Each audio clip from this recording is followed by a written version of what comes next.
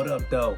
Welcome back to Landon on Mars podcast, the dopest podcast in the galaxy. And I am your host, Nestor the Spitter, aka Nestor on Mars, aka you can call me whatever you want to call me, but you can't call me broke or lazy, you dig?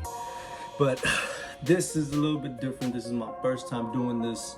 I have been so excited since the release date came out, but yes, this is my official review of Marvel Studios' Black Widow.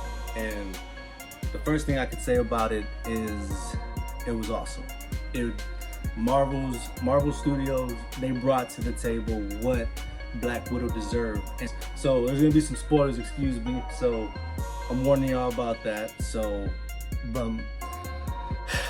let's get into it. For my review, I just wanted to, just talk about the movie, not necessarily break it down. I'm not up to that level with other people when it comes to Marvel, but I am a real big fan of Marvel. So when it comes to the character of Black Widow, I was ready for this movie as soon as they announced it. Of course, with everything going on, things got pushed back, and it is what it is. That's what happens when you live in the world with what's going on. You dig? But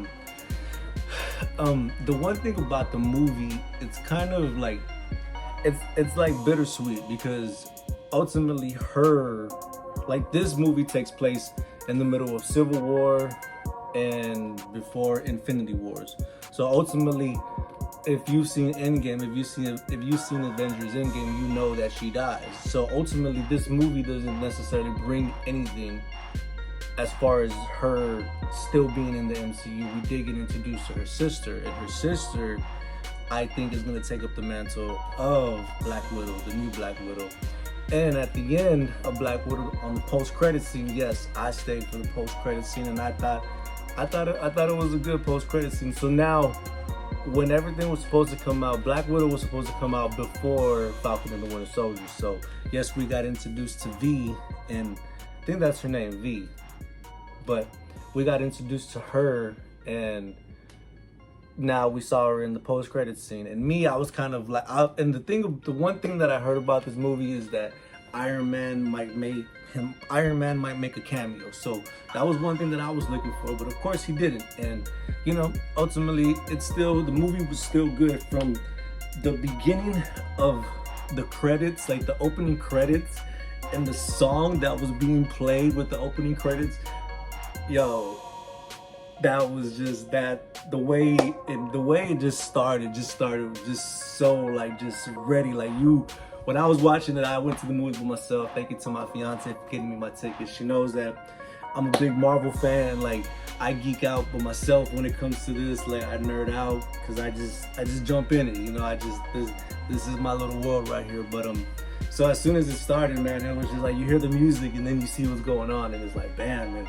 You kind of see where Natasha came from, as far as from being young to where she's at now, and it explains why she is the way she is. She stepped up, she does a lot for the Avengers, but she also did a lot for her family as well. And my bad, my little man's right there, he be acting crazy.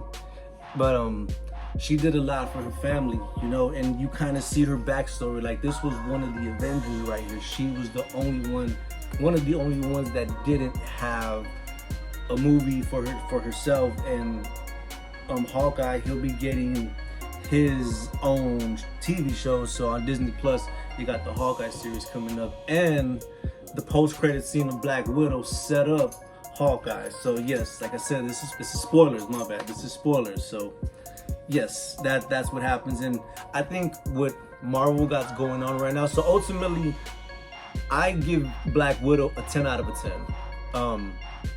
Like I said, the way they finished her story arc was just, I think they did the character justice. And I don't like just the way with Iron Man, it's kind of hard to see a way to come back to the MCU, but in the next 10 years, the next Endgame event, we might get something like that.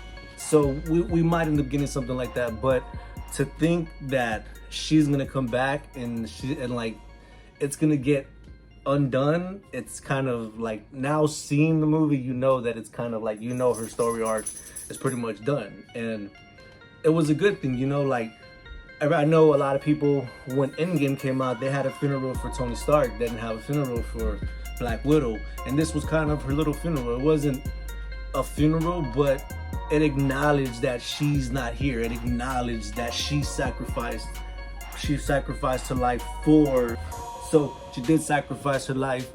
And you know, and that's ultimately what the Soul Stone is. It's a soul for a soul. It's a soul for a soul.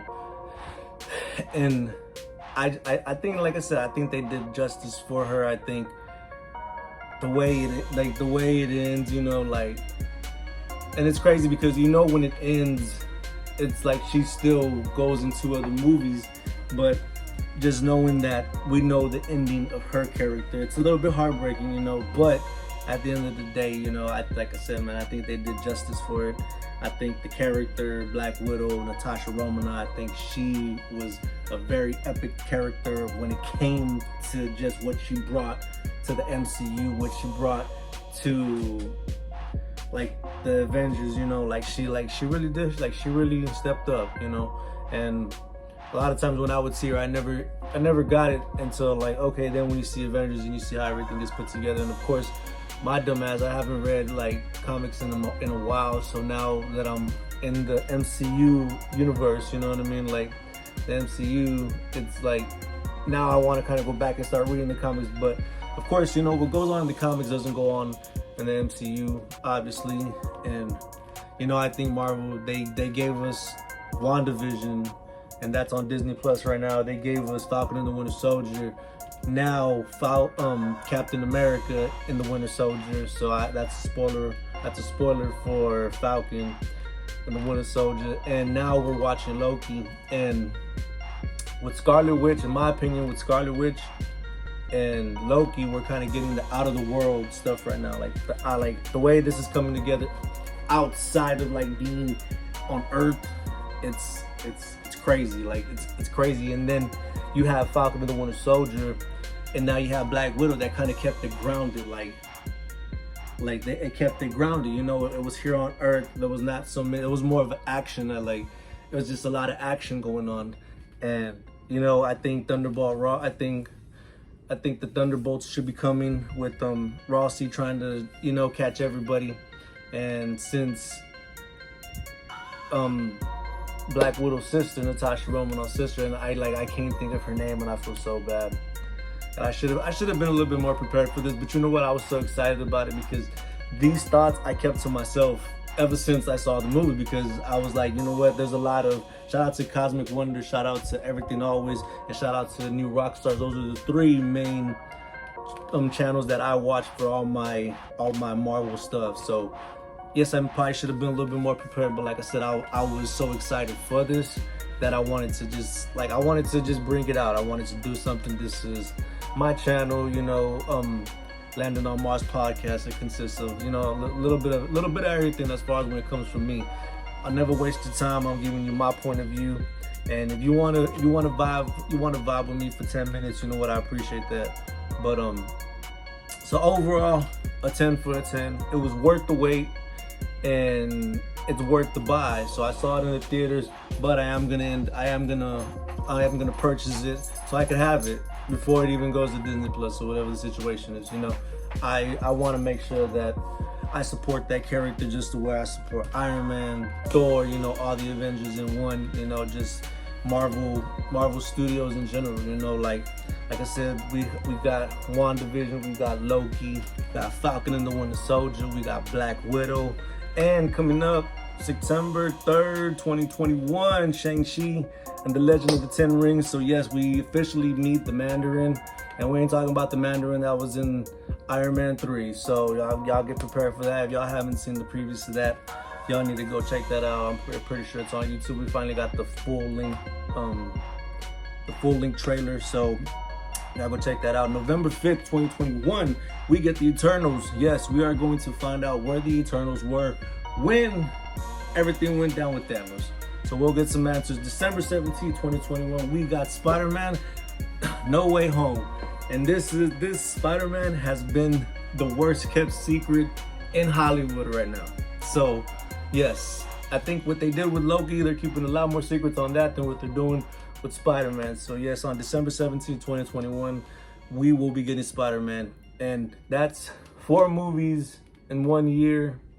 And we got the What If series coming up as soon as whenever Loki is done. We got one more episode for Loki, and that'll be on Wednesday.